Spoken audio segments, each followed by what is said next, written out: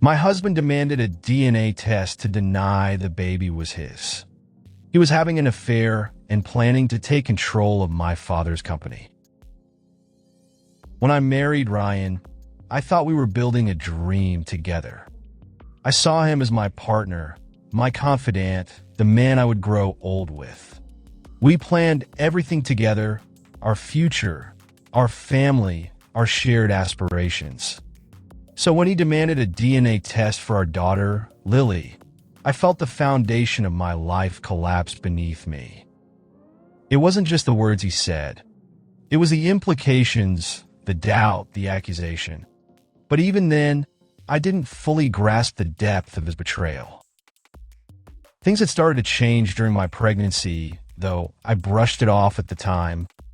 Ryan grew distant, claiming he was busy with work and the stress of preparing for fatherhood. I gave him space, assuming he just needed time to adjust. But his absence became more noticeable after Lily was born. He didn't seem interested in bonding with her. He held her only when I asked, and even then, it felt perfunctory, like he was doing it out of obligation.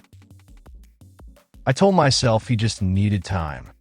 Parenthood is overwhelming, especially for first-time dads. But his excuses for being away started to pile up: late-night meetings, last-minute work trips, and vague explanations about company demands. He became evasive, and worse, I started to notice how guarded he was with his phone. It was always face down on the table or tucked into his pocket. One night, after yet another evening where he came home late, I asked him outright if something was wrong. He waved me off, saying he was just under a lot of pressure at work.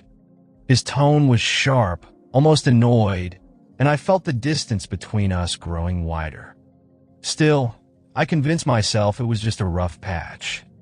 Every couple goes through them, right? But then came the night that shattered everything. I was in the nursery, rocking Lily to sleep. The soft hum of the lullaby I'd put on was the only sound in the room when Ryan came home. I heard the door close and his footsteps pause in the hallway before he finally walked into the room. His face was tense, his jaw tight. "Emma," he said, standing awkwardly in the doorway. "We need to talk." My stomach tightened. "What's wrong?" He hesitated, his eyes flicking to Lily before landing on me. "I think we should do a DNA test." For a moment, I couldn't comprehend what he just said.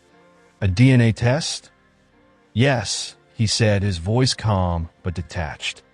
"I just think it's better to be sure." I stared at him, the weight of his words sinking in. "Ryan, what are you talking about? Why would you even suggest that? Of course she's your daughter." "She doesn't really look like me," he said, avoiding my eyes. "And people have been saying things." "People?"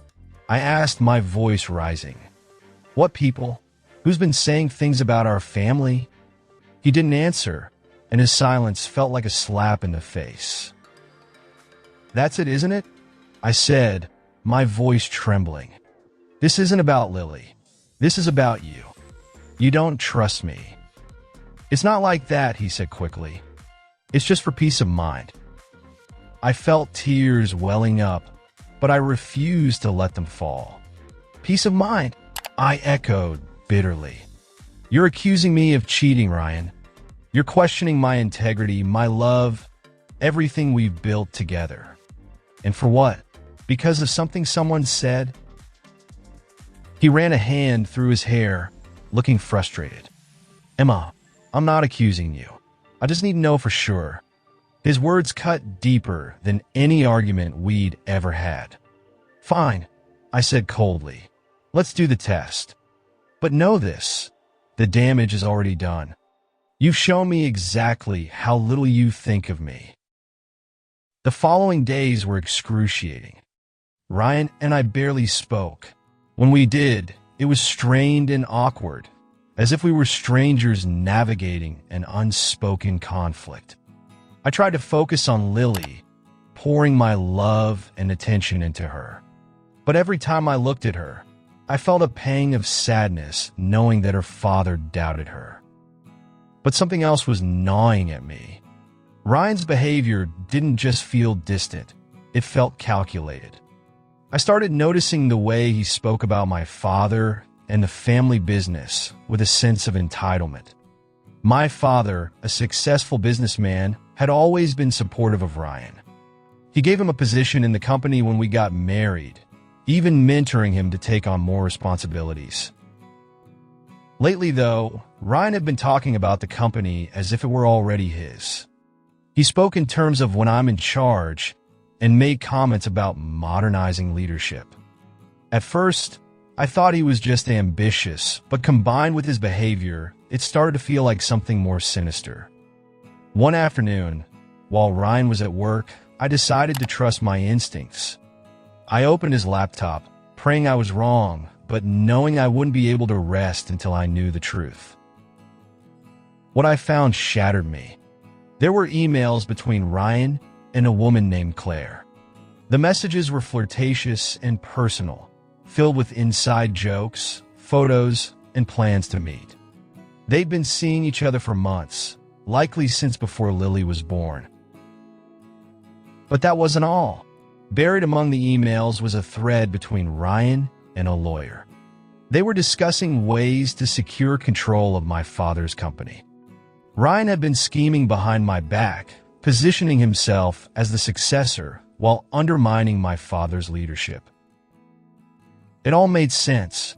The affair, the DNA test, the late nights, it wasn't about Lily. It wasn't about doubts or insecurities. It was a calculated plan to discredit me, to paint me as unfaithful so he could justify his betrayal and claim what wasn't his to take. That evening, I confronted him. I waited until Lily was asleep, my heart pounding with a mix of fury and heartbreak. When he walked through the door, I didn't even let him set his things down. "Ryan," I said, holding up my phone with screenshots of the emails displayed. "Care to explain this?" He froze, his face paling as he realized what I'd found. "I? Don't bother lying," I snapped. "I know about Claire. I know about your plans with the company. I know everything." For a moment, he was silent, his mouth opening and closing as if searching for an excuse. Finally, he said, "You don't understand. Your father. Don't you dare bring him into this," I said, my voice shaking with rage. "He trusted you. I trusted you. And this is how you repay us? By cheating on me and plotting to steal from my family." He tried to stammer out a response, but I cut him off. "You demanded a DNA test not because you doubted Lily was yours," I said, my voice breaking. "You wanted leverage. You wanted to make me look like the unfaithful one to justify your betrayal." His silence was damning. "How long?" I demanded. "How long have you been lying to me, to my family?" He didn't answer. He just stood there, his head bowed, as if finally realizing the gravity of what he'd done. The DNA test results came a few days later. Of course, they confirmed what I already knew: Lily was his daughter. But by then, the results were meaningless. The damage had been done. I filed for divorce shortly after. Ryan tried to apologize, to explain himself, but it was too late. The trust between us was gone, shattered beyond repair. My father, once he learned the truth, wasted no time cutting ties with Ryan. The company remained safe, and so did my family. As for me, I've learned to rebuild. It hasn't been easy, but every time I look at Lily, I'm reminded of what's truly important.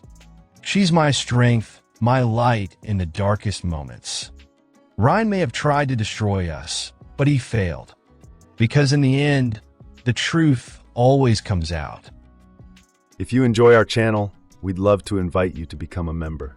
Joining is easy. Just click the join button on our channel homepage or beneath any of our videos. Your support means the world to us, and as a member, you'll gain access to exclusive perks and content. Thank you for being part of our community. We look forward to welcoming you as a member soon.